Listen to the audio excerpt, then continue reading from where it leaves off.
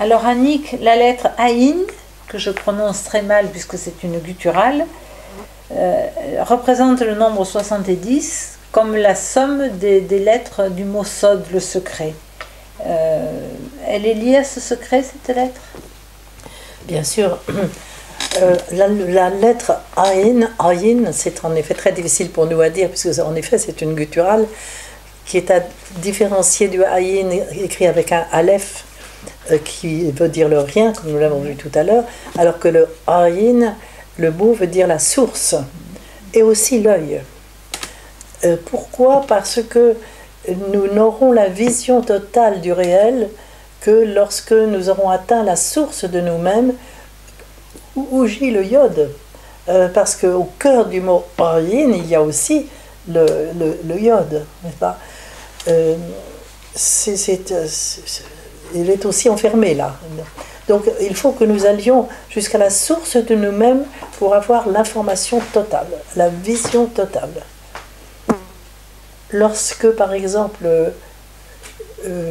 Jacob, dont nous avons parlé tout à l'heure, puisque nous avons vu l'échelle archétype fantastique qu'il a vu au départ de sa vie essentielle, de sa vie intérieure, et lorsque il prend épouse, je ne nie pas ses épousailles extérieures, historiquement c'est très possible, mais avant tout, il faut que nous lisions ce que ça veut dire à l'intérieur. Il épouse d'abord Léa. Il n'épousera Rachel, la bien-aimée, que par la suite. Pourquoi? Parce que notre féminin intérieur, la toute première couche, j'allais presque dire, de ce féminin intérieur, n'est pas gratifiant. C'est vraiment toutes nos misères, toutes nos petites misères de chaque jour, nos mensonges, toutes nos incapacités d'atteindre vraiment au divin en nous, dont il faut nettoyer, c'est ce que j'appelle souvent nettoyer les écuries d'Augias. Et c'est pourquoi Léa, son nom veut dire celle qui est fatiguée, donc qui est toujours fatiguée, qui ne peut pas faire un gros travail. Et puis qui a les yeux malades. Ça veut dire que la vision qu'a l'homme de ce nettoyage, après ce nettoyage, n'est pas la vision totale, il n'a qu'une toute petite vision.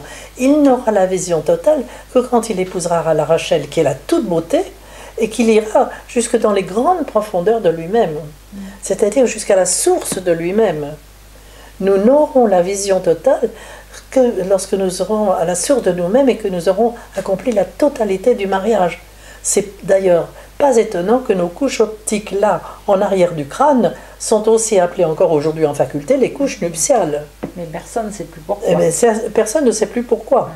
Tout simplement. Mais la vision que nous avons des choses aujourd'hui, c'est uniquement la coque des choses. Nous avons la vision de l'enveloppe des choses, mais pas du tout du cœur des choses.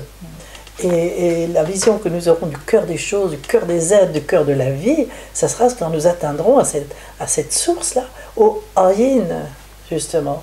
Alors, Ayin, à la source, et là, l'œil. Ça correspond d'ailleurs à la glande pinéale, qui est comme un troisième œil, d'ailleurs, on l'a appelé d'ailleurs très vulgairement le troisième œil.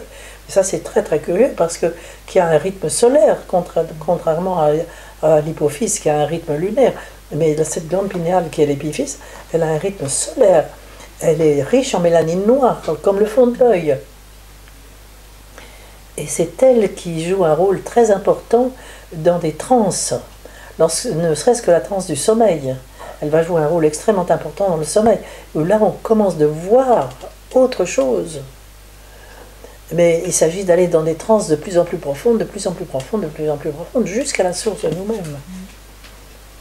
C'est pour ça que le Seigneur nous parle beaucoup par songe à travers toutes ces transes, justement. Alors c'est bien pour ça que des hommes sont allés chercher à travers des drogues de passer par ces transes. C'est pour atteindre à la source d'eux-mêmes. Malheureusement, ils y sont allés par quelque chose qui les détruit plus qu'il ne les construit. Et il faut arriver à ces trans par la voie intérieure juste et non pas par des moyens extérieurs. Cette lettre Aïn, elle est vraiment celle des profondeurs. Elle est celle des profondeurs, des grandes, grandes profondeurs. Oui. Elle joue beaucoup avec le Aleph, justement, qui est la lumière, enfin qui va nous donner la lumière. D'ailleurs, dans le mot or, avec le aleph qui est le mot lumière, le mot or avec le ayin, c'est l'éveil, l'éveil d'un grand sommeil, l'éveil d'un sommeil dans le sens négatif du terme, c'est l'éveil de l'aveuglement. Alors c'est celui qui va enfin être éveillé, qui va être aveugle au monde extérieur pour entrer dans la vision du monde intérieur. D'ailleurs, si je prononce le mot or, hiver, c'est l'hiver, c'est l'aveuglement dans le monde qui nous fait descendre dans les profondeurs de la terre. Que font la sève de nos arbres à l'extérieur pendant l'hiver? Elles vont chercher l'information dans les grandes profondeurs de la terre avant de rejaillir au printemps. Mais c'est ça, l'hiver, c'est ça. C'est être aveugle au monde extérieur pour entrer dans la vision du monde intérieur. C'est tout le grand thème de ce beau mythe de Tobit. Le chemin. Voilà. Merci beaucoup, Annick.